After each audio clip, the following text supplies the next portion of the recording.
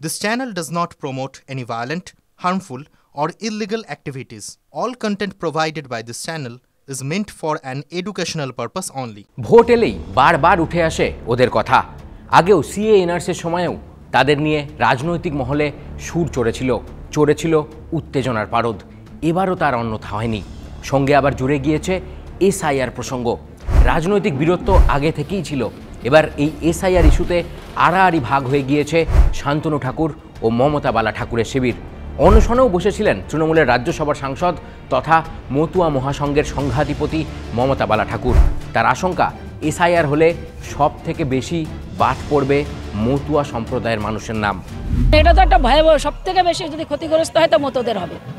তার কারণ হচ্ছে অনেকেই তো 2000 সালের অনেকে আগেও অনেকে এসছে, কিন্তু অনেক সময় তারা ডকুমেন্টস তৈরি করতে পারেনি, জমা দিতে পারেনি, তারা হয়নি। অনেক সময় দেখা গেছে 30-40 বছর আগে এসছে। কিন্তু যাদের নিয়ে এত বিতর্ক, এত চাপানুতর, সেই মতুয়া কারা জানেন? তা নিয়ে TV9 বাংলা ডিজিটালের দ্য ব্রিফিং রুমে আপনাদের সঙ্গে আমি রয়েছি জয়দীপ। মতুয়াদের সম্পর্কে জানতে হলে আপনাদের যেতে হবে বৈষ্ণব ধর্মের আদিতে। এই ধর্ম সম্পর্কে বিশেষজ্ঞরা বলেন, বিষ্ণু বা তার অবতারগণ আদি তথা সর্বস্তরের ঈশ্বর রূপে পূজিত হন। উঁচু হোক বা নিচু, সমস্ত বর্ণের মানুষের এখানে রয়েছে সমান অধিকার। শাস্ত্র অধ্যয়নের অধিকার থেকে কেউ বঞ্চিত নন। কিন্তু আচমকা কেন এত গতিতে, এত দ্রুত গতিতে এই বৈষ্ণব ধর্মের প্রসার ঘটেছিল আদিবঙ্গে? বিশেষজ্ঞরা বলছেন এর পিছনেও রয়েছে ভারতের লাগাতার বিদেশি আক্রমণের ইতিহাস। 1000 থেকে 1200 খ্রিস্টাব্দের পর থেকে আক্রমণের ধার অনেকটাই বেড়ে যায়।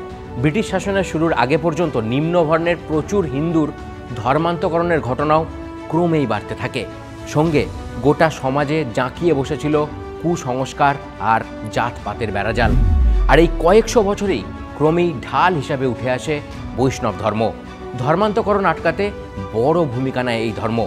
হিন্দু ধর্মের এক বিশাল অংশের মানুষ বৈষ্ণব ধর্মমতের আধারে এসে ধর্মান্তকরণের হাত থেকে রক্ষা পায়।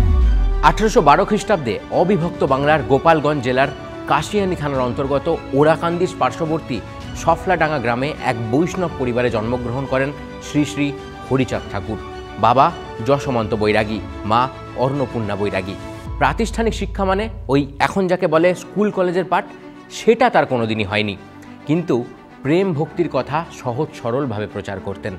বৈষ্ণব বাড়িতে জন্ম হওয়ার কারণে শাস্ত্র আলোচনার মাধ্যমে হিন্দু ও বৌদ্ধ শাস্ত্র সম্পর্কেও জ্ঞান লাভ করেন।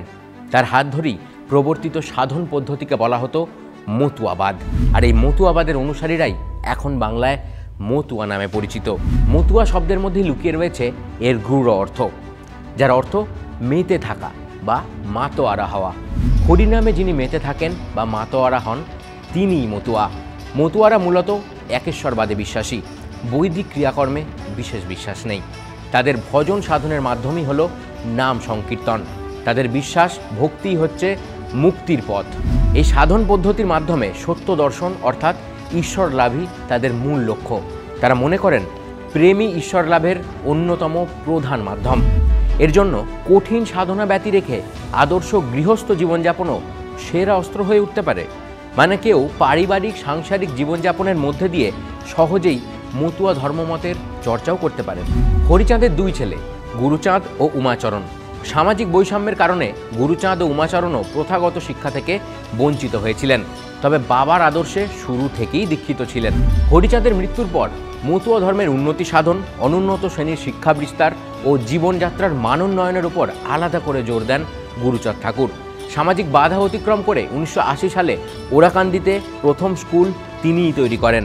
তার প্রচেষ্টাতেই 18 বছরের মধ্যে এটি প্রাথমিক স্তর থেকে উচ্চ বিদ্যালয়ে পরিণত হয়।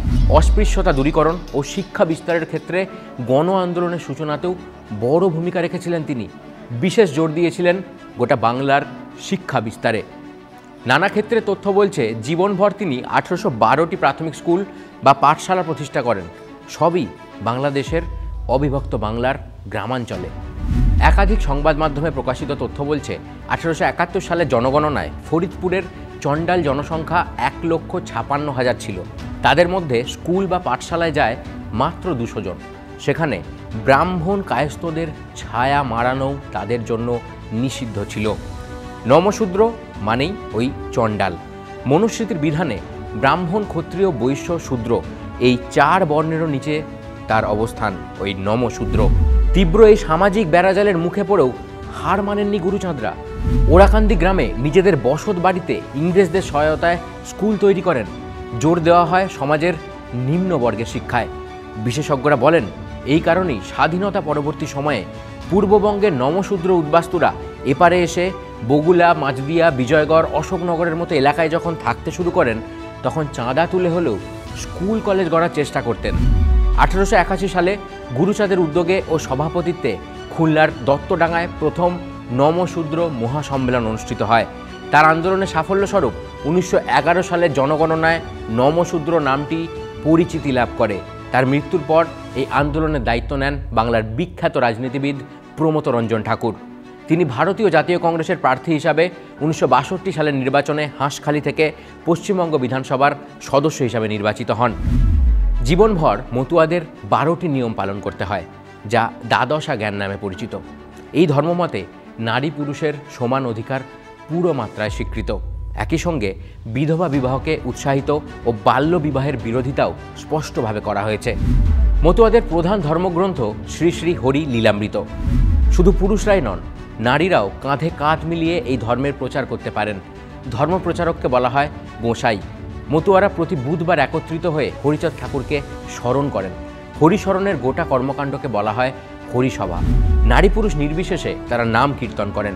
কীর্তনের সময় তারা জয়ডঙ্কা, কাঁসর, শঙ্খ, শিঙা ইত্যাদি বাদ্যযন্ত্রও ব্যবহার করেন। দেশ বিভাগের পর মতুয়া মহাসংঘের প্রধান কেন্দ্র গড়ে ওঠে বাংলার উত্তর 24 পরগনা জেলার ঠাকুরনগরে। মতুয়া সম্প্রদায়ের মানুষের কাছে পশ্চিমবঙ্গের ঠাকুরবাড়ি বর্তমানে অন্যতম প্রধান তীর্থকেন্দ্রে পরিণত হয়েছে। অন্যদিকে বিধানসভা থেকে লোকসভা ভোট, নির্বাচনী রাজনীতির অন্যতম ভরকেন্দ্রেও এখন এই ঠাকুরনগর। এতক্ষণ TV9 বাংলা ডিজিটালের দ্য ব্রিফিং রুমে আপনাদের সঙ্গে আমি ছিলাম জয়দীপ। এই ধরনের আরও কন্টেন্টের জন্য আপনাদের নজর থাকুক TV9 বাংলায়।